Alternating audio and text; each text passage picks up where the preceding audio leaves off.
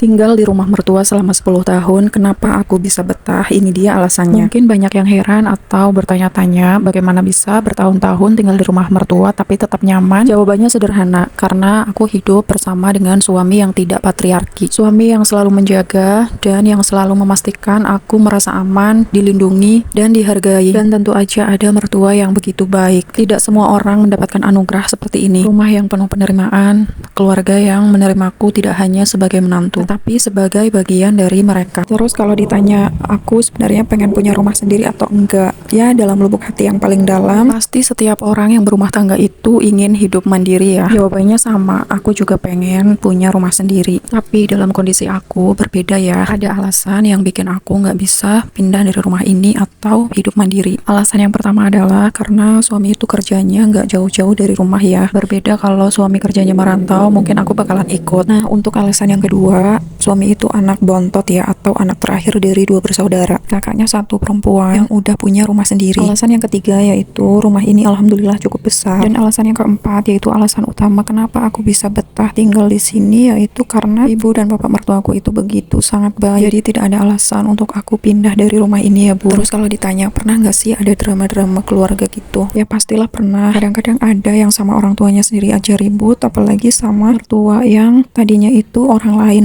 atau orang asing. Tapi itu dulu pas awal-awal aku baru tinggal di sini. Bisa dibilang waktu itu pas usiaku masih labil-labilnya ya, pas masih 20-an awal gitu. Kalau ingat kejadian dulu, aku tuh suka malu sama diri sendiri. Kayak, apaan sih kok waktu itu aku gara-gara masalah sepele kayak gitu doang sampai mau pergi dari rumah ini. Ya pokoknya seperti itulah ya, namanya perjalanan hidup. Nah, untuk ceritanya segitu dulu ya. Nanti kapan-kapan aku ceritain lagi yang lebih seru. Sekarang aku mau balik ke videonya. Jadi di sini tuh aku udah selesai jemurin baju. Hari ini suami libur kerja dan kebetulan cucian lagi banyak. Jadi suami turun tangan buat ikut bantuin nyuci. Kalau nyuci emang kami belum ada mesin cuci ya Bu. Jadinya masih dicuci secara manual. Tapi pas selesai nyuci malah langitnya gelap banget. Alhasil aku jemurinya di depan dapur pawon. Selesai jemurin baju, ini aku lagi bikin teh manis. Akhir-akhir ini aku kalau diturutin setiap hari bisa ngeteh gitu Bun. Tapi aku tahan-tahan, palingan aku ngeteh seminggu sekali aja, karena kan gak bagus ya buat mumil. Nah tadi sebenarnya aku mau ngambil kacang rebus, tapi kata ibu mertua udah disiapin di depan. Ini dia kacang rebusnya yang udah disiapin ibu mertua buat aku. Alhamdulillah ya Bun, hal sederhana kayak gini aja tapi udah bikin aku sebagai menantu merasa disayangi. Nah sekarang aku mau langsung aja makan kacang rebusnya.